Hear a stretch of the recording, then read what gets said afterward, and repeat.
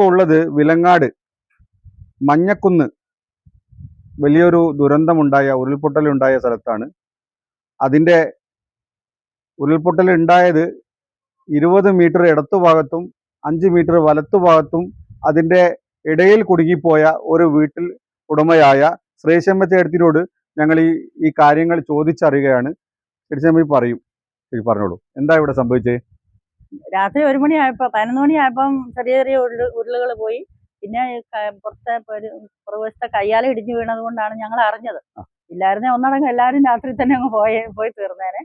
അതുകൊണ്ട് ഞങ്ങൾ അറിഞ്ഞത് കൊണ്ട് ഞങ്ങൾ എല്ലാവരും അങ്ങോട്ടും ഇങ്ങോട്ടും വിളിച്ചറിയിച്ച് പറഞ്ഞു. എല്ലാവരും കൂടി ഓടി ഇവിടെ കൂടി. 1 മണിയായപ്പോഴാണ് ഇപ്പുറത്തെ വശത്തുള്ള ഉരുൾ ആദ്യം പൊട്ടിപ്പോകുന്നത്. നിങ്ങളുടെ വീടിന്റെ അടുത്ത ഭാഗത്തുള്ള ഉരുള് പൊട്ടിപ്പോകുന്നത് 1 മണിക്കാ. നിങ്ങൾ കാണുകയാണ് അല്ലേ? ഞങ്ങൾ ഇവിടെ തിണ്ണയിൽ നിന്ന് ഇങ്ങനെ ഇവിടെ നിന്ന് കണ്ടോണ്ട് നിൽക്കുവാണ്. മരങ്ങൾ ഇങ്ങനെ നിന്ന് പോവുക. അപ്പം ഞങ്ങൾ കണക്കാക്കി ഇങ്ങോട്ടാ വരുന്നത്, ഇനി രക്ഷയില്ലാന്ന് ഞങ്ങൾ കണക്കാക്കി. ഒരിടത്തോട് ഓടാൻ സ്ഥലമില്ലല്ലോ. അപ്പൊ എങ്ങോട്ടാ ഓടണ്ടേ? രാത്രി 1 മണിക്ക് ഈ പിള്ളേരെയൊക്കെ വിളിച്ചോണ്ട് എങ്ങോട്ട് ഓടാനാ? അതുകൊണ്ട് ഞങ്ങൾ ഇങ്ങനെ തന്നെ ഇവിടെ നിന്നു. ഇന്നിങ്ങനെ നോക്കുമ്പോ ഇങ്ങനെ നേരെ ഇങ്ങനെ പോകുന്ന മാത്രം ഞങ്ങൾക്ക് കാണാമായിരുന്നു. അത് കഴിഞ്ഞ് പിന്നെ വീണ് ഇതെല്ലാം കഴിഞ്ഞ് ഇങ്ങോട്ട് 3/4 ഭാഗം ഇതിലേം പോയി, അങ്ങോട്ടും താഴോട്ടും പോയി, റോഡേ പോയി കുറേ ഭാഗം. ബാക്കിയുള്ള താഴോട്ട്. അല്ലായിരുന്നു താഴെയുള്ള ഒറ്റ വീട് കിട്ടുകയില്ലായിരുന്നു. ഫുള്ളാ താഴോട്ടാ പോയിരുന്നെങ്കിൽ ഒറ്റ വീടും കിട്ടുകയില്ലായിരുന്നു. ഇതിപ്പോ പകുതി ഇങ്ങോട്ട് പോയി, പകുതി അങ്ങോട്ടും പോയി.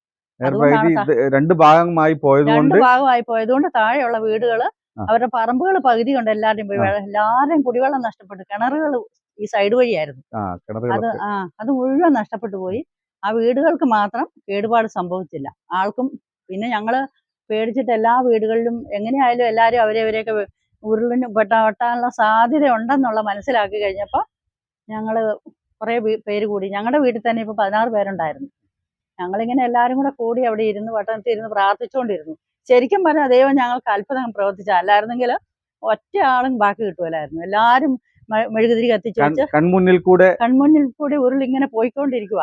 അപ്പോൾ ഞാൻ പേടിച്ച് വിറച്ച്. ഇന്നും പെരക്കകത്ത് കയറാൻ എനിക്ക് പേടിയാ, സത്യം പറഞ്ഞാല്. വിറയ്ക്കുക, എന്തോ ഒരു ചങ്കിനകത്ത് പെട്ടെന്ന് ഒരു അവസ്ഥ ഇങ്ങോട്ട് വന്നിട്ട് വിറച്ചിട്ട് അങ്ങോട്ട് കയറാൻ തോന്നുന്നില്ല.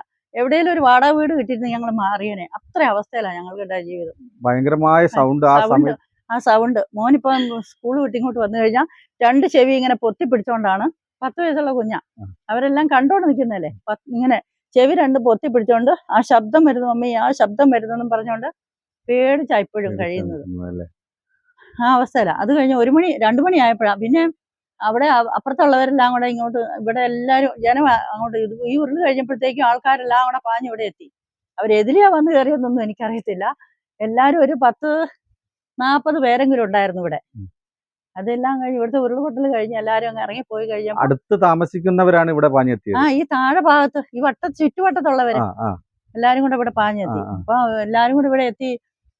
അവര് വന്ന് നോക്കുമ്പോ എനിക്ക് ഇപ്പുറത്തൊരു കോഴിക്കോടുണ്ട്. ആ കോഴിക്കോട് കവിഞ്ഞ് വെള്ളം ഇങ്ങോട്ട് വരാൻ തുടങ്ങുകയാണ്. അന്നേരം എല്ലാരും ഇറങ്ങി പറഞ്ഞു, എല്ലാരും മാറിക്കോ, വെള്ളം മിക്കവാറും ഇങ്ങോട്ട് വരുമെന്ന്. വരാൻ സാധ്യതയുണ്ട്. പിന്നെ എല്ലാരും ആ വഴിക്ക് ഇങ്ങോട്ട് മാറിയല്ല, ഞങ്ങളെല്ലാരും ഇവിടെ നിന്നു. അന്നത്തേക്കും ഇവിടെ വന്നവര് പിന്നെ അന്നേരം മനസ്സിലായി ഇനി ഇങ്ങോട്ട് കയറുന്നില്ല, അത് അതിലേ പോയെന്ന്. പിന്നെ ഞങ്ങള് അന്നേരം ഇവിടെ അപ്പുറത്തെ വീട്ടുകാരെ എല്ലാം അവരെല്ലാം എണീറ്റു. എല്ലാരും ഉണ്ട്. അവര് ഈ വീടിന്റെ അപ്പുറത്തെ വീട്, ആ വീട് പൂർണ്ണമായിട്ട് പോയി, രണ്ടാമത്തെ ഉരുളിൽ. എന്നിട്ട് അവര് ചെന്ന് നോക്കുമ്പോ അപ്പുറത്തെ റോഡും അവരുടെ മതില് കെട്ടിയതും കൂടെ അതിന്റെ ഒരേ സൈഡിൽ സമത്തിൽ വെള്ളമായി.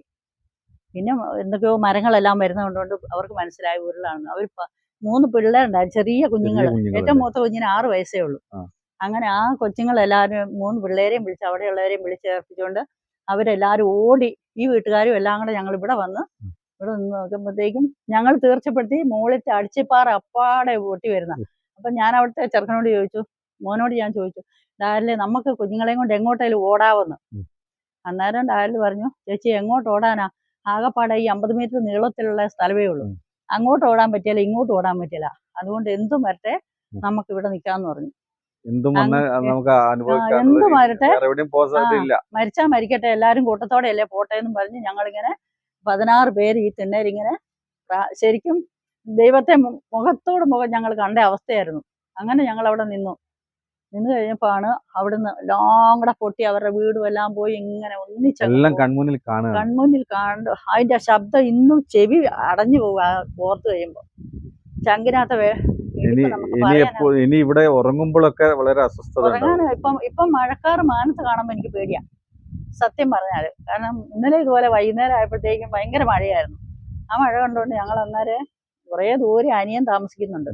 അവിടെയും വലിയ സുരക്ഷിതമൊന്നുമില്ല, എന്നാലും അങ്ങോട്ട് പോയി. പോകണ എല്ലാവരും കൂടെ പോകുമല്ലോ ഏത് ഓർത്തുണ്ട് ഇന്നലെ വൈകുന്നേരം അങ്ങോട്ട് പോയി. എന്നും ഇങ്ങനെ അങ്ങോട്ടും ഇങ്ങോട്ടും ഓടാൻ പറ്റുമോ? അതുകൊണ്ട് ഇങ്ങനെ ഇവിടെ കഴിയുവാണ്.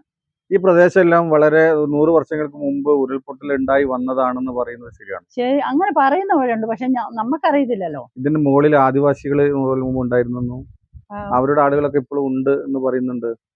ആദിവാസികളൊക്കെ അക്കരെ വായാട്ടിലൊക്കെയാ ഉള്ളത്. അവരിൽ ആരോ പ്രായമുള്ള ആൾ പറയുന്നുണ്ട് 100 വർഷം മുമ്പ് ഇവിടെ ഒന്ന് പൊട്ടിയായിരുന്നു. അത് നമുക്കറിയത്തില്ല. അങ്ങനെയുള്ള വിവരം വല്ലതും അറിയാമായിരുന്നു. ഞങ്ങളിവിടെ 12 വർഷം മുമ്പേ ഞങ്ങളിവിടെ സ്ഥലം മേടിച്ച് വീട് വെച്ചതാ. അത് അങ്ങനെ വല്ലതും അറിയുമായിരുന്നു ഞങ്ങൾ വീട് വെക്കാൻ നിൽക്കലായിരുന്നു. ഇത്രയും പൈസയും മുടക്കി വീടും വെച്ച് സമാധാനമായിട്ട് കഴിഞ്ഞുകൊണ്ടിരുന്ന വെച്ചാൽ ഇനിയിപ്പോൾ പേടിച്ചിട്ട് കിടക്കത്തില്ല. പിന്നെ ആരെങ്കിലും എടുക്കാൻ വരുമോ ഇനി ഈ സ്ഥലവും വീടും? ഇതുപോലെ തെരുതെര ഉരുള് പൊട്ടുന്നിടത്ത് ആരെങ്കിലും എടുക്കാൻ വരുമോ?